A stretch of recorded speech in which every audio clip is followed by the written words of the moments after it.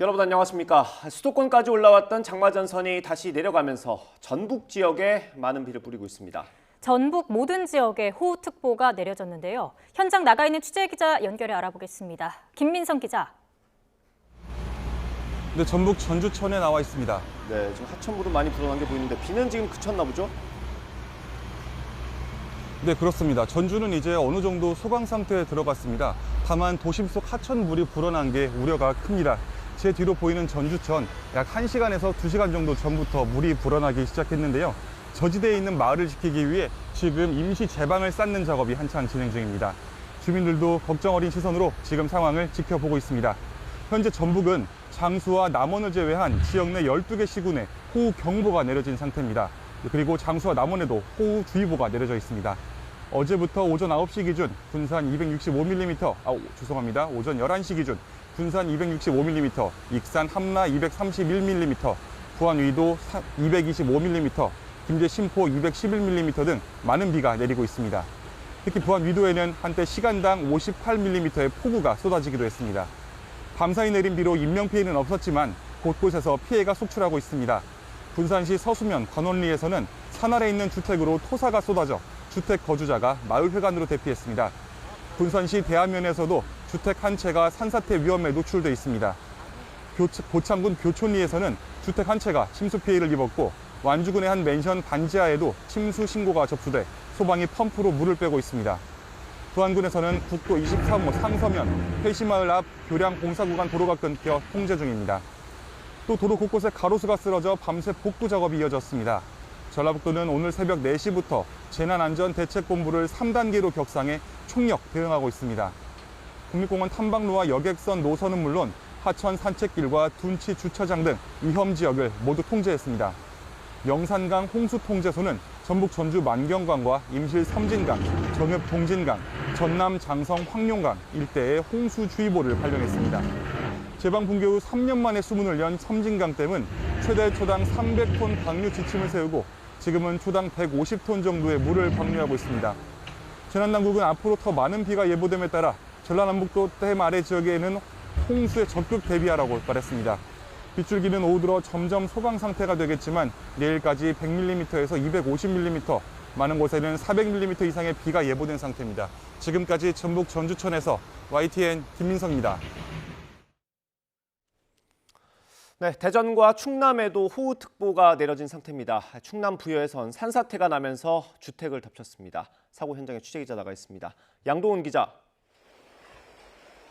네, 충남 부여군 지티리에 나와 있습니다. 네, 지금도 비가 많이 오는 것 같은데 현장 상황 어떻습니까? 네, 지금 보시면 제 뒤로 벽이 무너져 있는 게 보이실 겁니다. 간밤에 내린 많은 비로 산사태가 일어나면서 돌과 토사가 쏟아져 이곳 집을 덮친 겁니다. 다행히도 다친 사람은 없었는데요. 추가로 더 돌이나 바위가 쏟아지지 않도록 지금 방수포로 덮어둔 상태고요. 지금도 비가 계속 쏟아지고 있어서 빗물이 잘 빠져나갈 수 있도록 물길을 내는 작업을 이어가고 있습니다. 충남 부여군에서는 이곳에서 난 산사태를 비롯해서 농경지가 잠기거나 도로로 토사가 넘어오는 등 각종 피해가 이어졌습니다. 세종 금남면에서는 다리 아래를 지나던 승용차가 침수됐지만 다행히 운전자는 무사히 대피했습니다. 소방당국에는 나무가 쓰러지거나 빗물이 들이찬다는 등 신고가 100건 넘게 접수됐습니다. 현재 충남권에서는 대전과 충남 남부 지역에 호우경보, 세종과 충남 북부 지역에는 주의보가 내려져 있습니다. 어제 0시부터 오늘 오전 11시까지 부여군과 서천군에는 190mm가 넘는 비가 쏟아졌습니다. 이외에 천안과 서산 등에도 100mm가 넘는 비가 내렸습니다.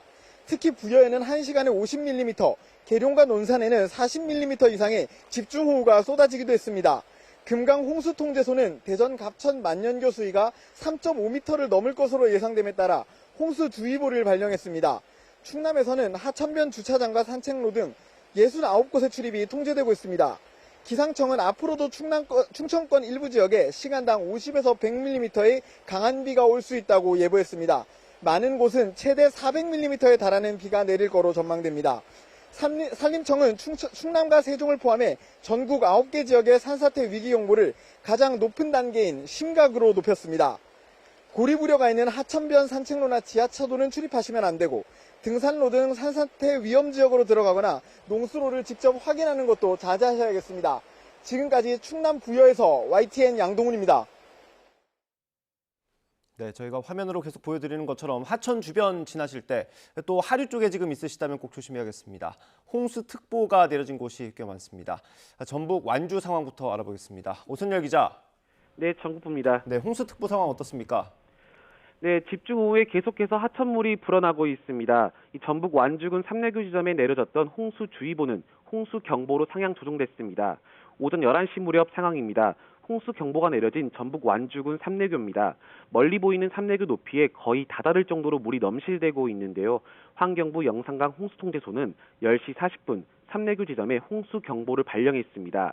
홍수경보는 최대 홍수량의 70%까지 수위가 높아질 때 내려지는데 천변 둔치와 자전거 도로 등 시설물 대부분이 침수됩니다. 유량이 늘어나면서 홍수주의보도 점점 늘어나고 있습니다. 지금 보시는 곳은 전북 전주시 미상교입니다. 다리 바로 아래까지 수위가 상승한 상태입니다. 앞서 아침 7시 50분에 전남 장성군 제2황령교 지점은 홍수주의보가 발령됐습니다. 보시는 것처럼 평소보다 하천물이 많이 불어나 있는데요. 황령교 지점의 홍수주의보 발령 수위는 3.5m입니다. 비 오는 다음 화면은 전북 정읍 동진강입니다. 비가 많이 내리고 있어서 시야가 충분히 확보되지 않고 있는데요. 수량도 상당히 많아진 상태고요. 유속도 빨라 보입니다. 영산강 홍수통제소는 임실 일중리와 정읍 총항리, 곡성 금북 등 11개 지점에 홍수특보를 내렸습니다. 대전 갑천 만윤교와 논산천 논산대교에도 홍수주의보가 내려진 상태인데요. 3년 만에 수문을 연 섬진강댐은 최대 초당 300톤의 방류 지침을 세우고 지금은 초당 130톤 정도의 물을 방류하고 있습니다. 영산강 홍수통제소는 하천 수위 상승과 범람에 따른 홍수 피해가 우려된다며 하천변에 접근하지 말고 안전한 곳에 머무는 등 홍수 피해가 없도록 유의해달라고 당부했습니다. 지금까지 전국부에서 YTN 오선열입니다. 네, 지금까지 상황 정리를 해보면 장마전선이 수도권까지 올라왔다가 지금은 조금 밑으로 내려갔습니다. 수도권의 호우특보는 모두 해제가 됐는데 밤사이 내린 비로 피해가 잇따랐습니다. 도로 축대가 무너져서 인근 주민 수십 명이 대피한 곳도 있습니다. 취재기자 연결해 보겠습니다. 황보혜경 기자. 네, 서울 연희동 축대 붕괴 현장에 나와 있습니다. 네, 현장 상황 어떤지 전해주시죠. 네, 오전부터 무너진 돌무더기를 치우는 작업이 진행됐는데요. 지금은 그 자리에 다시 흙을 쌓아 올려 집안을 다지는 작업을 진행하고 있습니다. 어제 오후 6시 반쯤 이곳 아스팔트 도로를 바치던 축대가 강한 비에 무너져 내렸습니다. 앞서 현장에서 사고 원인과 관련한 브리핑이 진행됐는데요. 직접 들어보시죠. 비가 많이 오면서 빗물이 들어와서 스며들어서 집안이 약해지면서 무너지지 않았는가. 그리고 여기가 이 축대가 만들어진 지 50년 가까이 됐기 때문에 구체적인 붕괴 원인에 대해서는 더 조사가 이뤄질 예정입니다.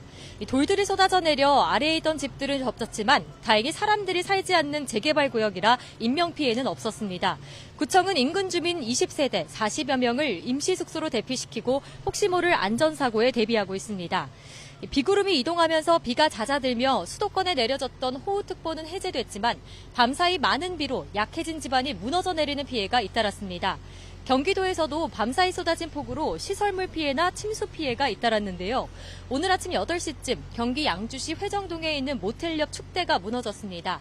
이 사고로 다친 사람은 없었지만 토사와 돌덩이가 흘러내리며 복구 작업을 진행하고 있습니다. 경기 안양시에서도 강물이 불어나면서 안양천 산책로가 잠기는 피해가 발생했습니다.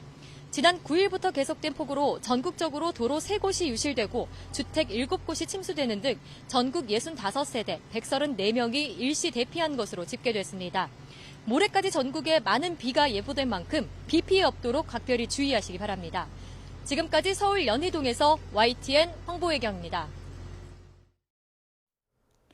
밤사이 수도권 전역에 한때 호우경보가 발령되면서 곳곳에서 비 피해가 이어졌는데요. 경기 안성시에서는 폭우로 불어난 하천에서 가교가 휩쓸려가 경찰이 통행을 통제하고 있습니다. 현장에 취재기자 나가 있습니다. 김태원 기자. 네, 경기 안성시 통복교 앞입니다. 현장 상황 어떻습니까? 네, 이곳은 경기 안성시에 있는 원북면이라는 마을인데요. 제 뒤로 도로 한가운데가 온데간데 없이 사라져 있습니다. 이 아래 하천인 통복천을 내려다 보시면요. 원래는 도로 아래 묻혀 있었던 수로인 흉관과 부서진 도로 잔해가 떠내려가 곳곳에 널브러져 있습니다. 제 뒤로 멀리 보이는 콘크리트 다리 인근에선 건설 장비들도 작업에 한창인데요. 경기 안성시 원곡면에 짓고 있던 통복교 옆에 임시 우회로로 설치했던 가교가 무너지면서 조치를 하고 있는 겁니다. 원곡면 측은 통복천 바닥면에서 통복교까지 5m, 가교까지는 3m 정도 된다고 설명하는데요. 오늘 새벽 4시쯤 호우로 급격히 불어난 강물에 가교 아래를 받치고 있던 토사가 휩쓸리면서 10m 정도 되는 구간이 유실된 겁니다. 다행히 다친 사람이나 하천에 빠진 차량은 없었고요. 수백 미터 떨어진 곳에 일반 차량, 1km 정도 거리에 화물차 등 대형 차량이 건널 수 있는 다리가 있어서 통행하는 데 큰 지장은 없는 상태입니다. 경기 안성시와 경찰은 사고 발생 직후부터 무너진 가교 통행을 막고 있습니다. 안성시는 애초 다음 달 완공할 예정이었던 통복교 공사를 앞당겨 진행해 오늘 안에 임시로 다닐 수 있게 할 계획입니다. 어젯밤 경기도 전역에 내려졌던 호우경보는 오늘 새벽 6시 반 해제됐습니다. 하지만 밤사이 많은 비가 내리면서 곳곳에서 비 피해가 잇따랐고 지금도 많은 비가 이따금 쏟아지고 있습니다.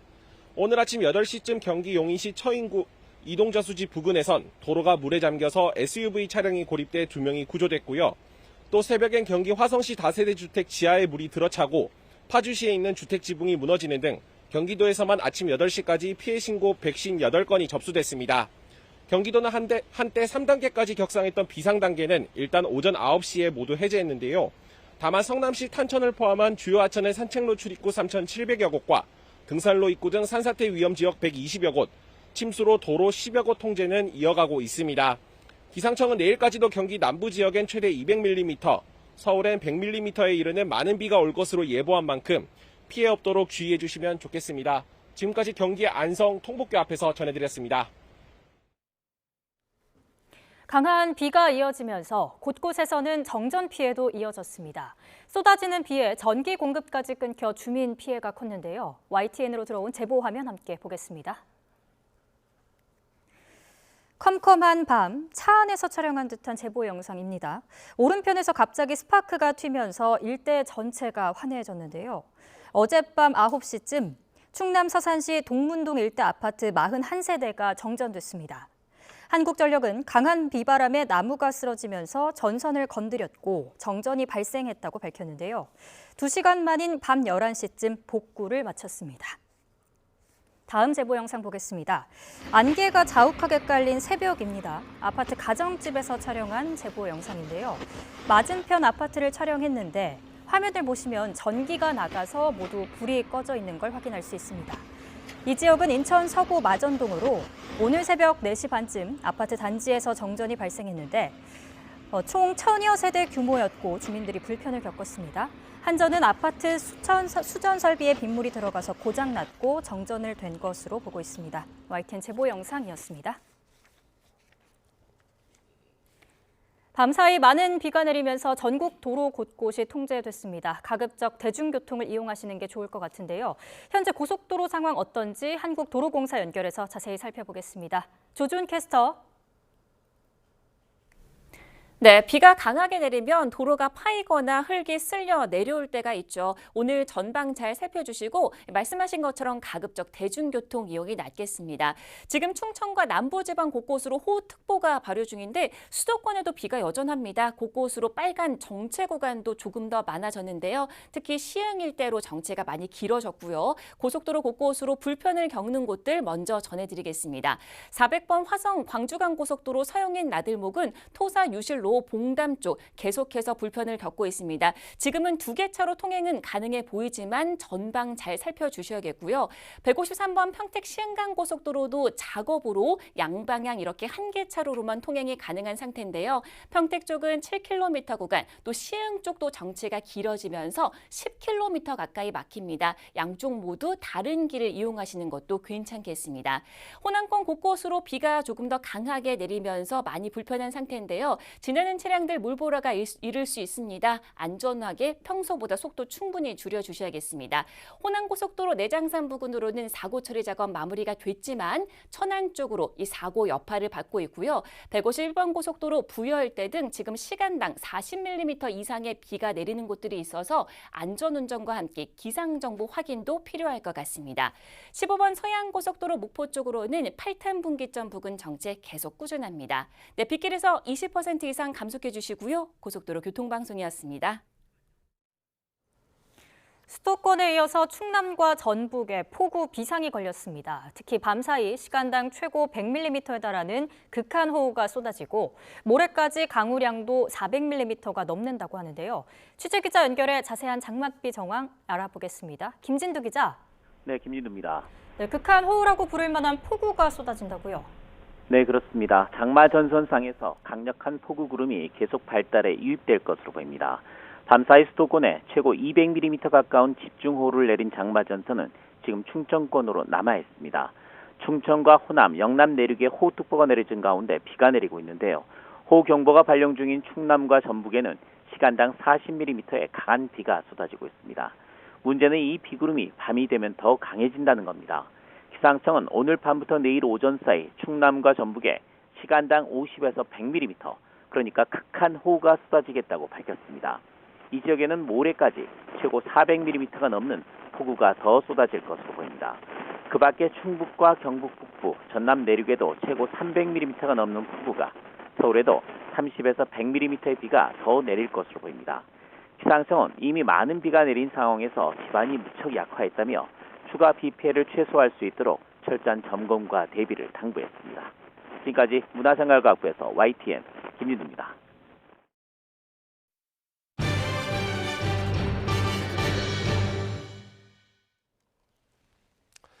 여야는 후쿠시마 원전 오염수 방류 문제로 공방을 이어가고 있습니다. 서울 양평고속도로 논란과 관련해선 국민의힘 의원들이 양평 현장을 방문해서 여론전에 나선 가운데 민주당은 거짓말 돌려막기라며 공세 수위를 끌어올리고 있습니다. 국회 연결해 보겠습니다. 조성호 기자.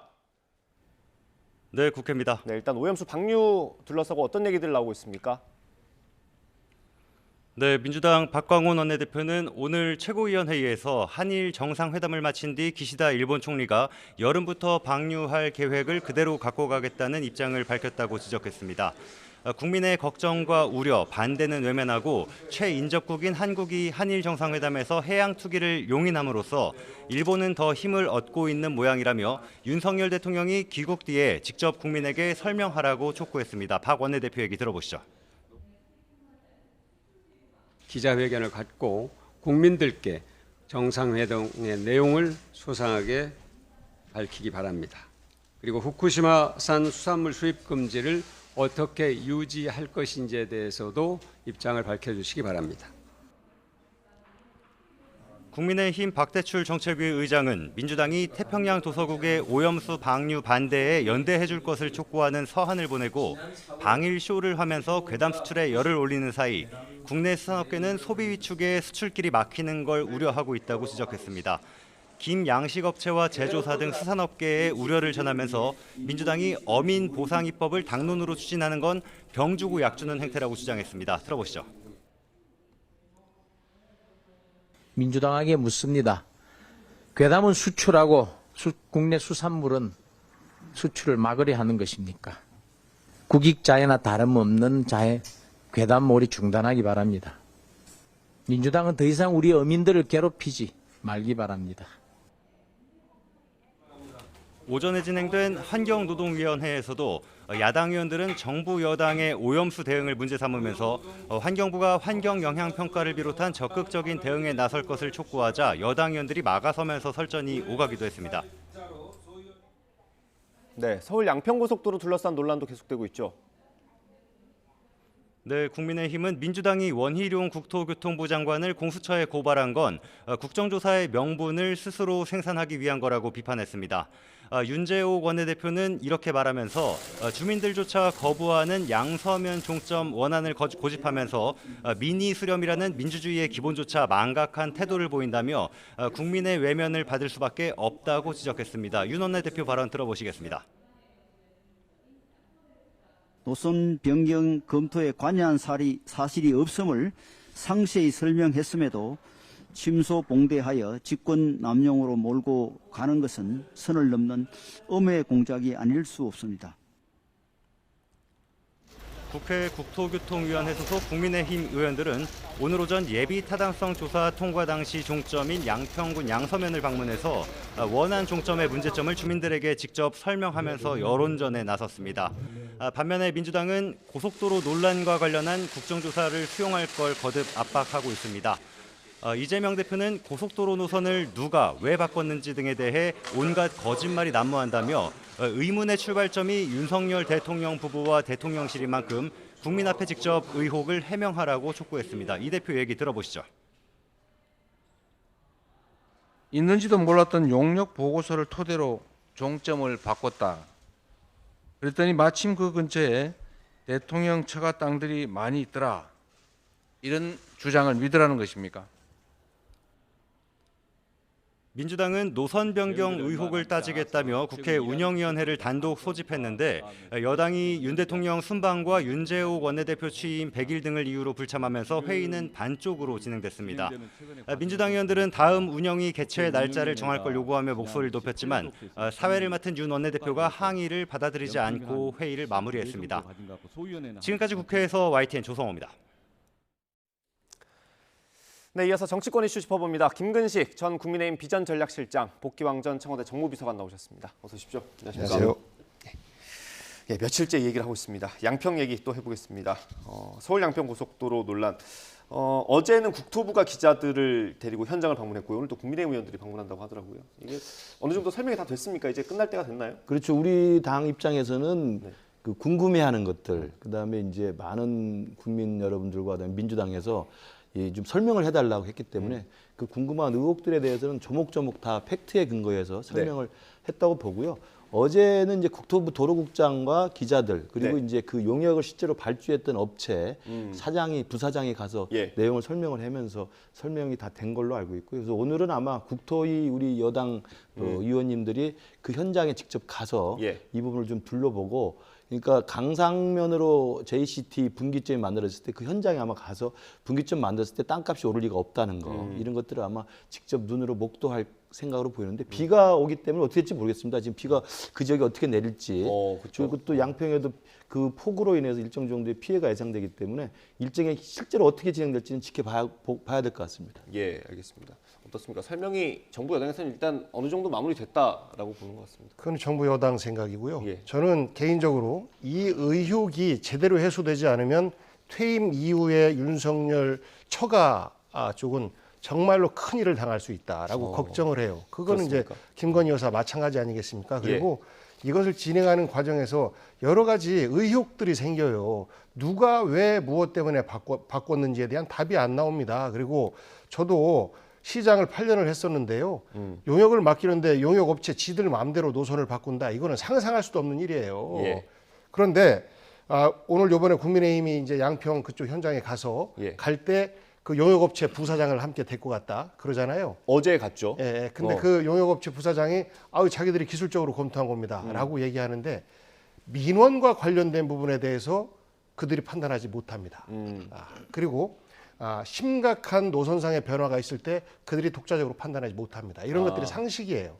그런데 이제 아마도 어떤 것인가 개입을 해서 그런 노선을 바꾸게 되었을 것이고 그 업체는 윤석열 정부 5년 동안 로또를 맞을 기회가 온 거예요.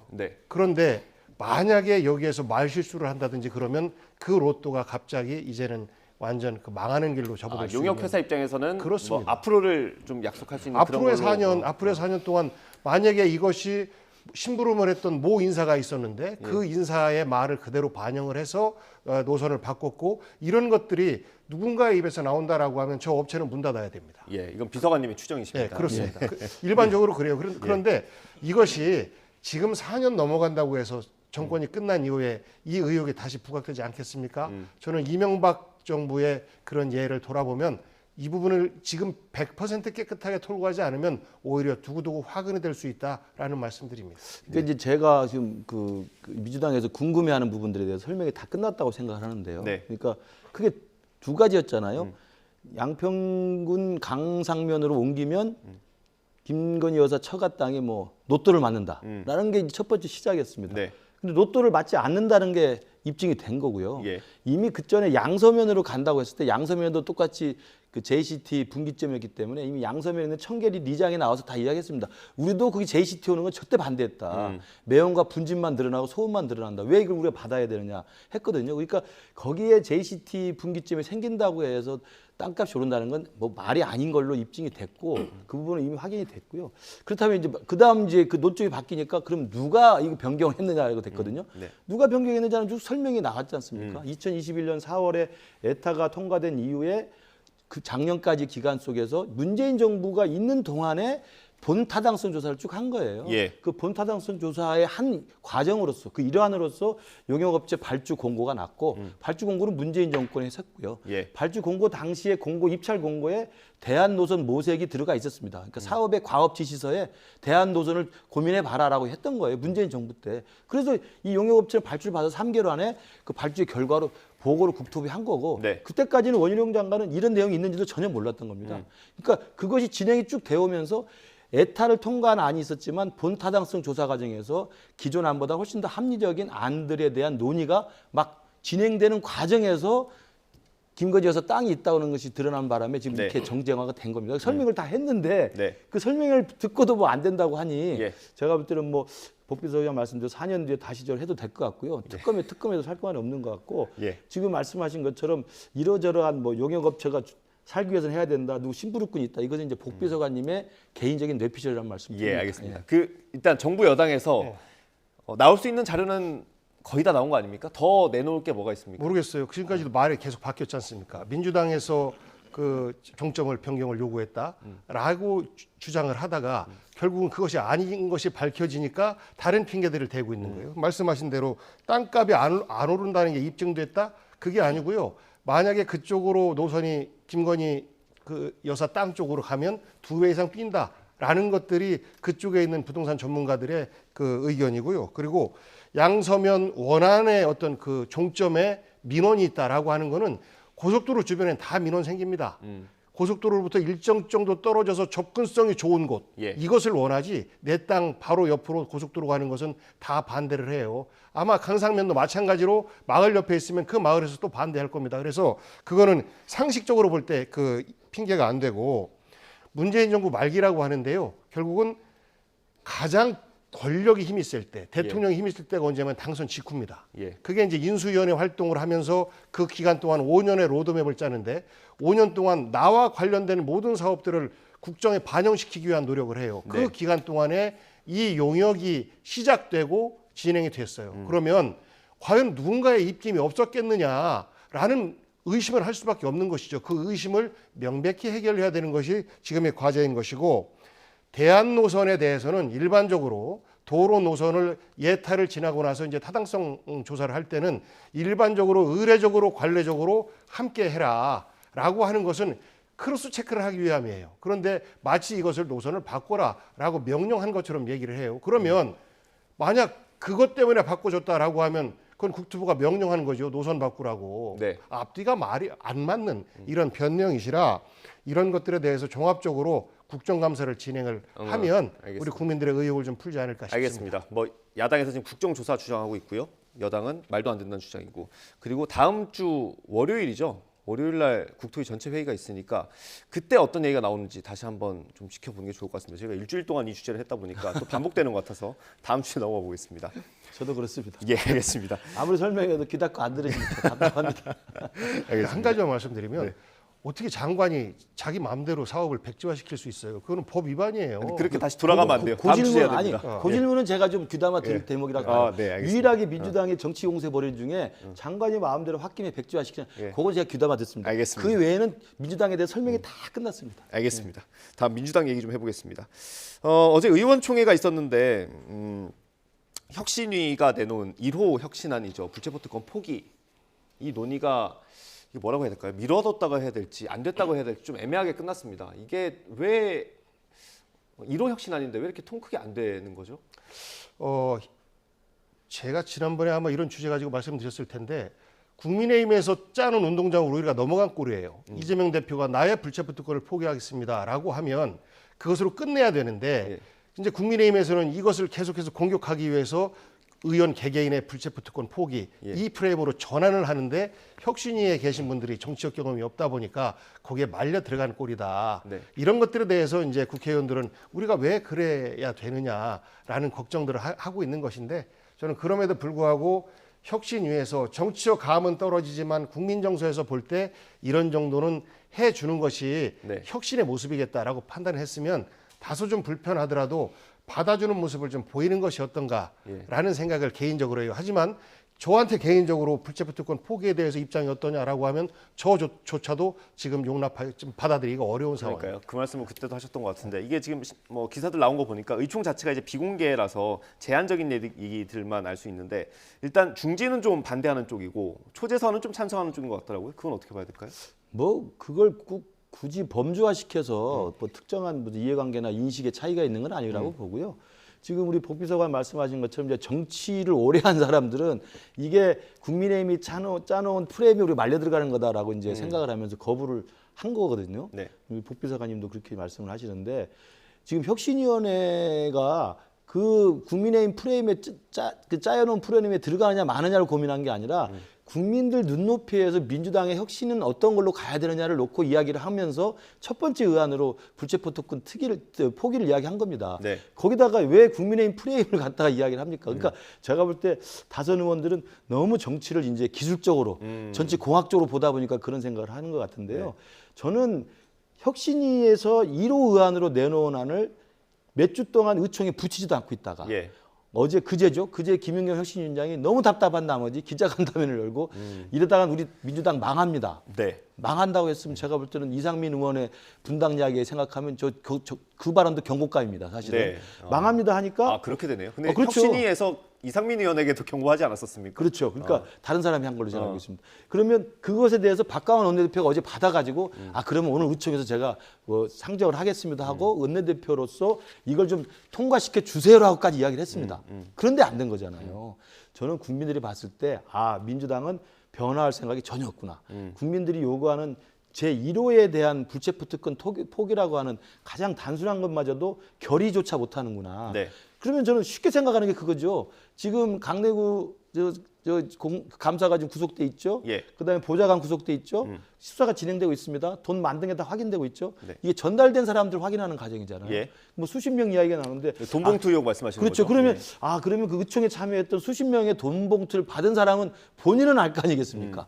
본인이 앞으로 있을지 모를 체포동의안이 넘어왔을 때 본인의 방어막을 치기 위해서 저러저러한 구실로 하는 게 아닌가. 저는 복 비서관님은 그런 구실로 하지는 않을 거라고 생각합니다. 근데 그 사람들이 현장에 있기 때문에 내가 돈을 받은 사람은 아는데 내가 돈 받았는데 저거 체포영장 날라오면 어떡하지? 이런 것에 대한 자기 그 변명으로 그런 내용을 저는 만들었다고 생각하고 저는 혁신위에 대한 저 안이 통과 안 된 것은 저는 민주당으로서는 치명적인 타격이라고 생각합니다. 그러니까 이미 체포동의안이 왔을 때 부결을 당론으로 하지 않는다라고 하는 것은 이미 정해졌어요. 그런데 근본적으로 의원들의 불체포 특권은 헌법이 주어진 권리고 대통령의 그 민형사상 면책 특권과 똑같이 맞물리는 거거든요. 그래서 제도 개선을 하겠다라는 방향으로 혁신위가 하고 그것에 대한 정책 과제로 삼았으면 아무런 문제가 안 되는데 예를 들면 개헌 추진 뭐 이런 거요? 그렇습니다. 그리고 나서 혹은 이것에 대한 어떤 국회법상의 절차 과정에 대해서 손을 봐서 최대한 방탄이라고 하는 말을 듣지 않도록 하는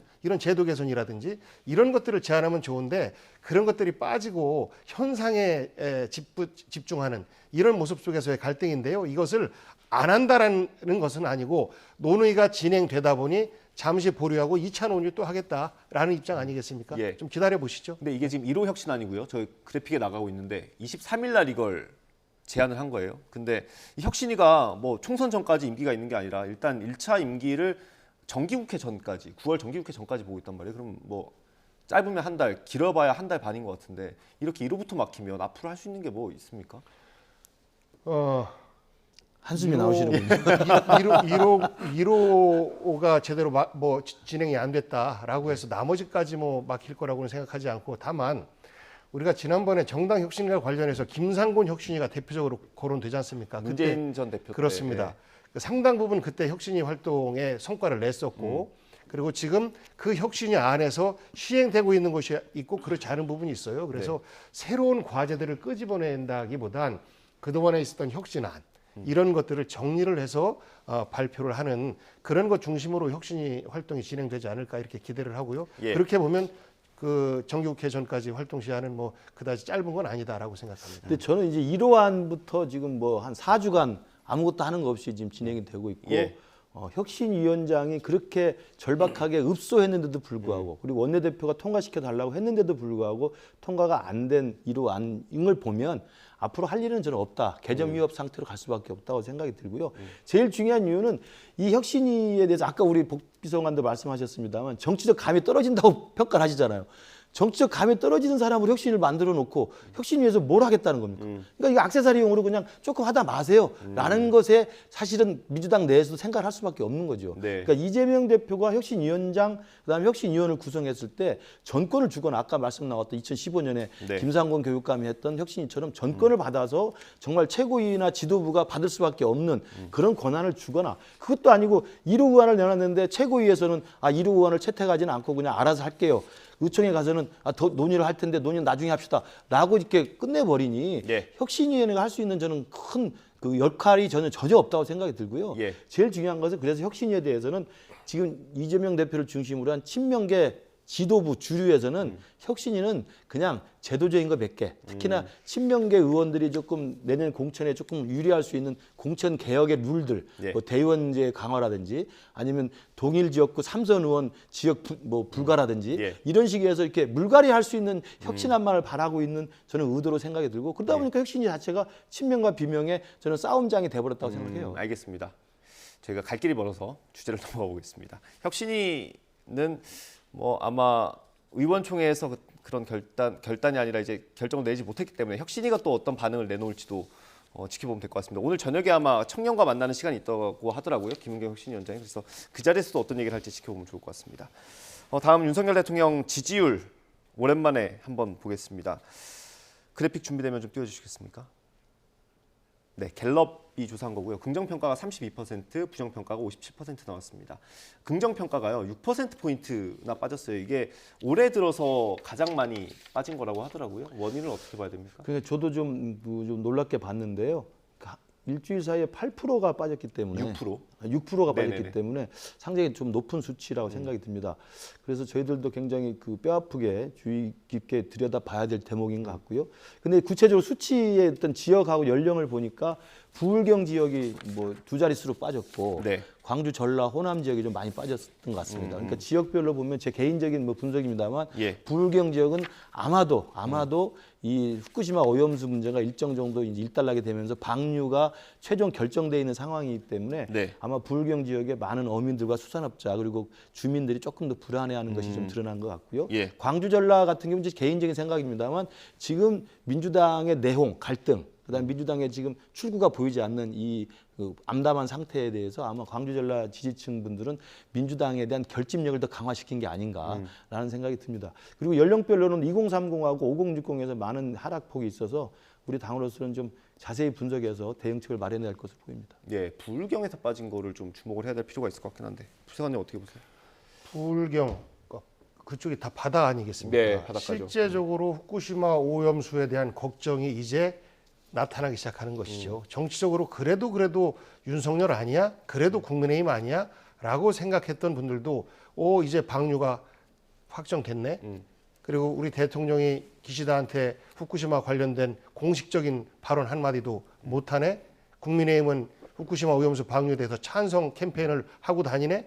이런 것들을 그동안은 막아주고 하다가 이제는 이제 뚝이 터진 상태 아닌가 싶습니다. 네. 그래서 이 후쿠시마 오염수와 관련해서 저는 대통령과 국민의힘이 정말 이해가 안 되는 것이 왜 이렇게 국민들에게 야단까지 맞아가면서 일본 편을 들려고 애쓰는지 이해가 되지 않아요. 예. 그래서 저는 다른 원인 아무것도 없다. 예. 후쿠시마 오염수에 대해서 그동안에는 여야가 공방하는 것은 원래 저러는 거니까. 그리고 야당의 이런 주장을 정부 여당의 지렛대로 삼아서 협상을 할 거니까 라는 기대를 갖고 잠시 그 지지율에 있어서 움직임을 보이지 않다가 이제 정부에서 공식적으로 허락한 꼴 아니겠습니까?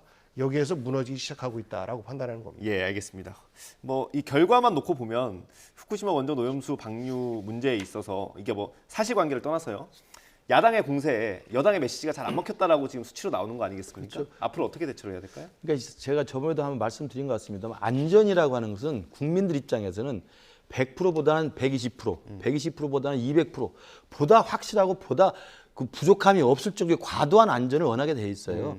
그렇기 때문에 저는 그 IAEA 보고서가 나왔고 전체적인 국제사회에서도 이 부분에 대해서는 충분히 방류에도 무방하다라고 판단을 하고 있음에도 불구하고 안전에 대한 높은 수준의 이 괴담들이 막 나오기 때문에 네. 조금 더 안전했으면 좋겠다고 하는 그 욕구가 저는 국민들 저변에 있고 특히 부울경 같은 경우 이제 수산업에 종사하거나 아니면 그 많은 그 어민들과 같이 하면서 수산물을 먹어야 되는 입장이기 때문에 예. 그런 식의 좀 불안 심리가 지지율 좀 변화에 좀 영향을 미쳤다고 보고요. 예. 저는 그래서 안전에 대해서는 100%, 120% 과도할 정도로 안전을 강조하는 게 국가 임무라고 생각합니다. 그러면서 앞으로도 윤석열 정부는 후쿠시마 오염수 방류 이후에도 수산물 문제에 전혀 이상이 없도록 철저히 대비를 하고 안전에 대해서 국민들에 대해서 충분히 설명을 해야 될 것으로 보입니다. 네, 알겠습니다. 지지율 얘기는 여기까지 해보고요. 저희가 마지막 주제 짧게 다뤄보겠습니다.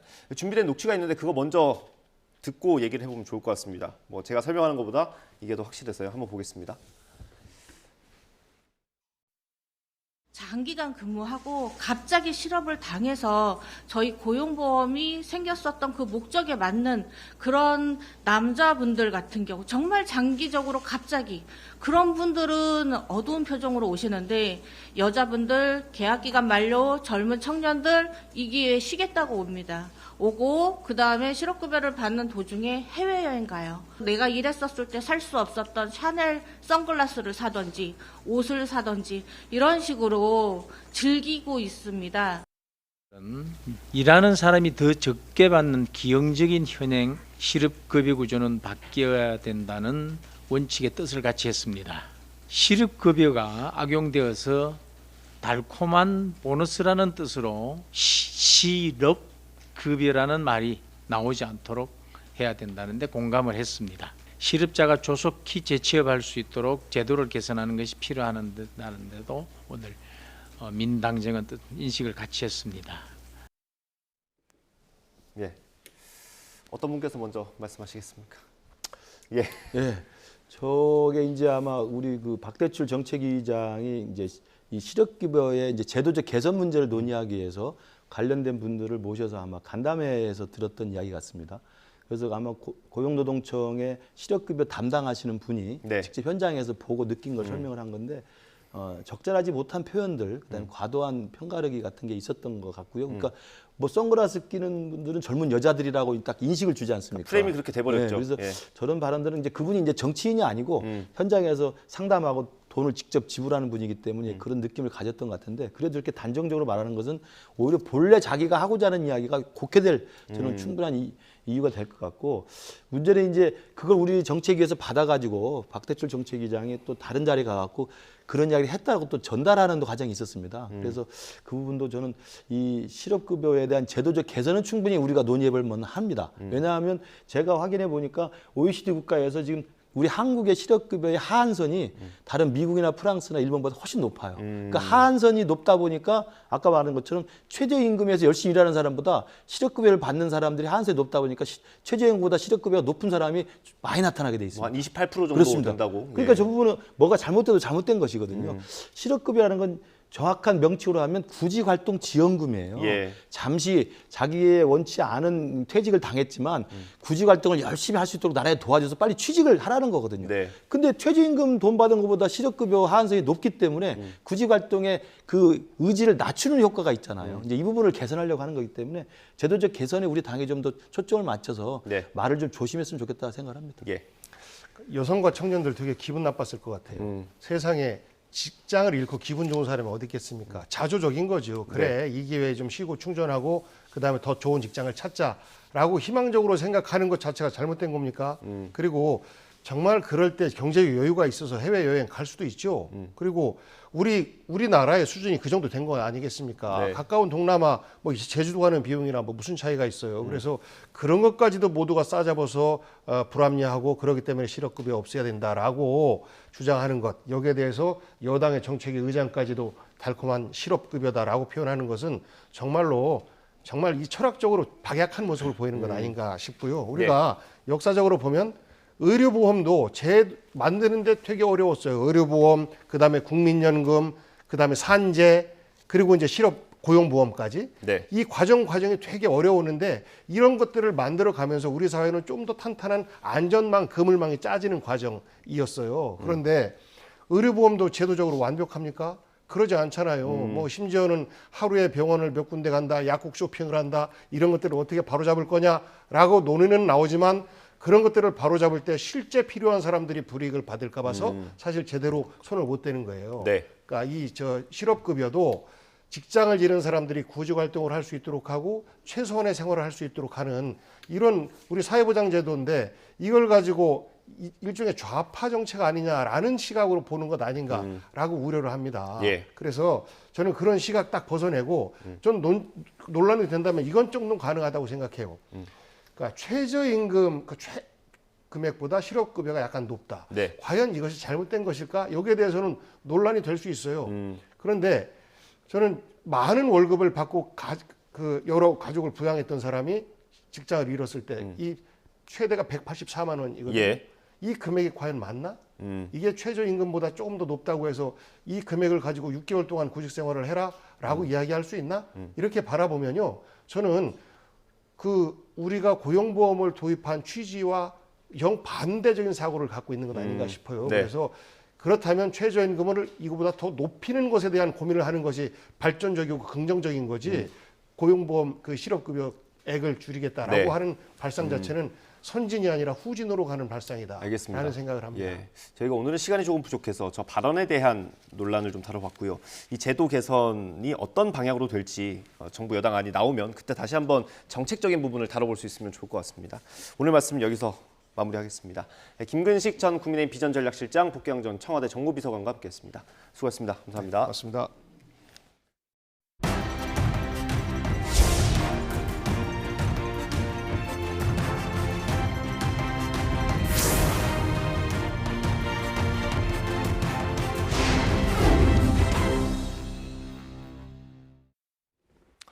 북한의 화성 18형 발사 문제를 논의하기 위해 열린 유엔 안전보장이사회 긴급회의가 이번에도 중국과 러시아의 목리로 아무 성과를 내지 못했습니다. 5년여 만에 안보리 회의에 참석한 북한은 미국과 한국이 핵전쟁 위기를 높이고 있다며 적반하장식 주장을 펼쳤습니다. 워싱턴에서 권준기 특파원의 보도입니다. 유엔 안보리 긴급회의 첫 발언에 나선 미국은 북한이 올해 들어서만 20차례에 걸쳐 탄도미사일을 쏜 건 핵무기 운반 체계를 20번이나 시험했다는 뜻이라고 비판했습니다. 매번 반복되는 중국과 러시아의 편들기로 안보리가 무력화되는 데 대해서도 직격탄을 날렸습니다. Russia and China have prevented this council from speaking with one voice. And with these repeated launches, Pyongyang is demonstrating it feels emboldened. 일본은 이번 탄도미사일 사거리가 15,000km에 이른다며 전 세계가 사정권이라고 강조했고 다른 서방 국가들도 우려를 표시했습니다. 하지만 이번에도 중국과 러시아는 아랑곳 않고 북한 옹호에 나섰습니다. 러시아는 한미일 삼국공조를 콕 집어 북한 안보를 위협한다고 말했고 중국은 한미 워싱턴 선언으로 궁지에 몰린 북한의 자위권 행사라고 편들었습니다.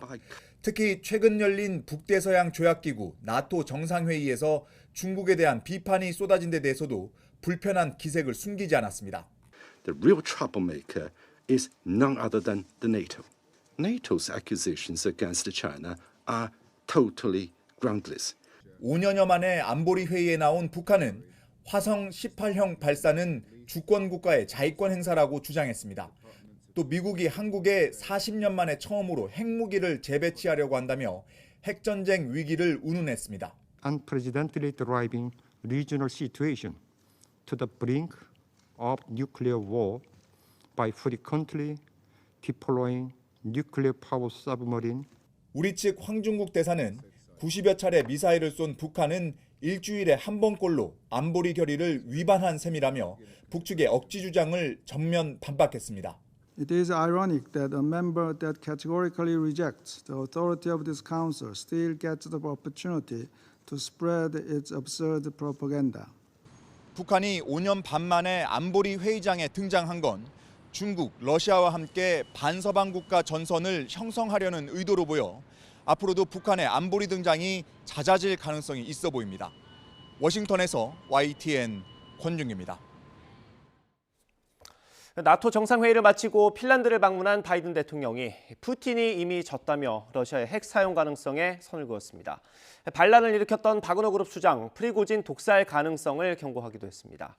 이런 가운데 미국의 집속탄을 받은 우크라이나에선 전장을 바꿀 거라는 반응이 나왔습니다. 이종수 기자입니다. 사울리 니니스토의 핀란드 대통령과 공동 기자회견을 연 바이든 대통령. 바이든 대통령은 푸틴 대통령이 이미 졌다며 러시아가 협상에 나설 것으로 전망했습니다. The answer is Putin's already lost the war. Is used. He could end the war tomorrow. He could just say, I'm out. 바이든 대통령은 서방뿐 아니라 중국과 세계가 핵무기 사용은 안 된다고 여러 차례 전달한 점을 들어 러시아의 핵무기 사용 가능성에 대해선 선을 그었습니다. 바이든 대통령은 반란을 일으킨 용병그룹 수장 프리고진의 신병과 관련해선 푸틴의 독살 가능성을 경고했습니다. If I were he, I'd be careful what I ate. I'd be keep my eye on my menu. 한편 하나의 폭탄 속에 여러 개의 소형 폭탄이 들어있어 강철비로 불리는 집속탄이 미국의 지원으로 우크라이나에 도착했습니다. 올렉산드르 시르스키 우크라이나 육군 총사령관은 아직 사용하진 않았지만 전장을 근본적으로 바꿀 수 있다고 말했습니다. 푸틴 대통령은 서방이 우크라이나에 추가 군사 지원 패키지를 제공하기로 한 데 대해 전황에 미칠 영향이 제한적이라고 주장했습니다. Ракет достаточно дальнего радиуса действия. Ну, что да, они ущерб наносят, но ничего критического в зоне боевых действий не происходит с использованием этих ракет. 푸틴 대통령은 서방 전차는 구소련제 전차보다도 훨씬 잘 불탄다면서 무기 추가 공급은 아무런 변화를 일으키지 못하고 상황을 악화할 뿐이라고 강조했습니다. YTN 이종수입니다. 제로콜라를 비롯한 각종 음료와 캔디, 아이스크림처럼 무설탕을 표방한 다양한 식음료 제품에 사용되는 인공감미료 아스파탐을 세계보건기구 WHO가 EA인 발암 가능 물질로 분류했습니다. 1군에는 술과 담배, 가공육 등이 속하고 EA군에는 적색 고기와 고온의 튀김 등이 속합니다. WHO는 아스파탐에 매겨진 기존 일일 섭취 허용량은 체중 1kg당 40mg으로 그대로 유지하기로 했습니다. 식품의약품안전처는 일단 아스파탐의 현행 사용 기준을 유지하기로 했습니다. 다만 국제암연구소의 발암 유발 가능성 제기에 따른 소비자 우려와 무설탕 음료의 인기 등을 고려해 감미료 전반에 대한 섭취량을 주기적으로 조사하고 필요하면 기준과 규격 재평가를 추진할 계획입니다. 재작년 인천의 한 빌라에서 발생한 흉기 난동 사건 기억하시나요? 신고를 받고 출동한 경찰관들이 현장을 목격하고도 이탈해 부실 대응 논란이 이어졌습니다. 당시 상황을 따져본 검찰이 최근 법원에 선고형량을 요청했는데요. 재작년 11월 현장에서 녹화된 당시 CCTV 영상 다시 한번 살펴보겠습니다. 빌라 1층 주차장에 있던 한 경찰관, 40대 경위와 112 신고자가 급하게 건물 안으로 뛰어들어갑니다. 건물 3층엔 또 다른 경찰관, 20대 순경과 함께 신고자의 부인, 딸이 함께 있었는데요. 순경이 혼자 1층으로 내려오다가 서로 마주칩니다. 여기서 신고자 홀로 3층으로 올라가고 두 경찰관은 현관 밖으로 나옵니다. 이후 시간이 흐른 뒤 자동 현관문이 닫히면서 경찰관들이 들어가려고 해도 문은 열리지 않았는데요. 그 사이 혼자 뛰어 올라간 신고자, 맨손으로 흉기를 든 남성과 맞섰습니다. 빌라 4층에 살던 50대 남성이 아래층에 살던 40대 여성의 흉기를 휘두르면서 피해자는 목을 다쳐 뇌수술을 받았고 가해자는 징역 22년형이 확정됐습니다. 이후 경찰 현장 대응에 논란이 이어졌고 두 경찰관 모두 직무유기 혐의로 재판에 넘겨졌는데요. 사건을 따져본 검찰, 재판부에 법정 최고형을 선고해달라 요청했습니다. 형법상 직무유기죄는 1년 이하 징역이나 금고에 처하도록 한 만큼 구형된 형량은 징역 1년입니다. 검찰은 경위가 현장에서 심각성을 인지했는데도 신고자를 다른 장소로 데리고 나갔고 3층에서 내려온 순경은 흉기를 휘두르는 현장을 보고도 이탈했다며 상황을 정리했는데요. 이에 경위 측 변호인은 당시 1, 2초 사이에 순간 판단을 못한 것이지 고의로 회피하려 한 건 아니었다고 최후 변론했습니다. 20대 순경 측 변호인은 어릴 적부터 꿈꿨던 경찰관이 된 이후 수습 기간이 끝나기도 전 해임된 뒤 사회적 비난 대상이 됐다며 피해자께 죄송하고 매일 후회하고 있다고 말했습니다. 선고를 앞둔 두 경찰관, 법원이 어떤 판단 내놓을지 관심이 쏠립니다. 외할머니를 주거침입 혐의로 신고한 고 최진실 씨의 딸 최준희 씨가 처벌을 원하지 않는다는 뜻을 밝혔습니다. 최 씨는 지난 7일 서울 서초동에 있는 아파트에 외할머니가 동의를 받지 않고 머물렀다며 주거침입 혐의로 신고해 현행범으로 체포되도록 했습니다. 하지만 어제 공동 명의자인 오빠의 동의를 받았다며 처벌 불원서를 냈습니다. 스타벅스 애플리케이션 이용자 90여 명의 계정이 해킹돼 충전금 800만 원 정도가 부정 결제되는 일이 발생했습니다. 스타벅스 코리아는 문제가 된 해외 IP를 차단하고 피해 계정의 충전금을 전액 보상했다고 밝혔는데요. 스타벅스 측은 홈페이지 공지를 통해 지난 10일 해외 IP를 거쳐 앱에 부정 로그인해 충전금을 도용한 일이 있었으며 확인 즉시 조치했다고 설명했습니다. 밤사이 강하고 많은 비가 내렸던 수도권 지역은 비가 조금 잦아들었습니다. 하지만 장마 전선이 위치한 충청과 전북 지방은 시간당 30mm 안팎의 장대비가 쏟아지고 있는데요. 따라서 이들 지역에는 호우경보가, 그 밖에 충청 이남 지방으로는 호우주의보가 발령 중입니다. 어제부터 지금까지 전북 군산에는 무려 265mm의 폭우가 쏟아졌고요. 서울 노원구와 경기 남양주에도 200mm 안팎의 누적 강우량이 기록됐습니다. 하지만 밤사이 또 한 번의 고비가 찾아올 것으로 보여 각별한 주의가 필요합니다. 곳곳에 시간당 30에서 80mm의 국지성 호우가 예상되고요. 특히 충청과 전북 일부 지역에서는 시간당 50에서 100mm의 극한 호우가 쏟아질 가능성이 있습니다. 모레까지 예상되는 비의 양은 충남과 전북 많은 곳에 400mm 이상, 충북과 전남, 경북 북부 내륙에도 많게는 300mm가 넘는 폭우가 쏟아지겠고요. 서울 등 수도권과 강원, 영남 지방에는 30에서 100mm의 비가 예상됩니다. 이미 많은 비가 내려 지반이 무척 약해진 데다 앞으로도 호우가 예고돼 산사태 위험이 더욱 커지고 있습니다. 전국 대부분 지역에 산사태 위기경보 심각 단계가 발령 중인 가운데 산사태 특보도 점차 확대하고 있는 만큼 대비 철저히 해주시기 바랍니다. 지금까지 날씨 정보였습니다. 이어서 뉴스 앤 이슈 2부가 방송됩니다. 저희는 잠시 뒤에 돌아오겠습니다.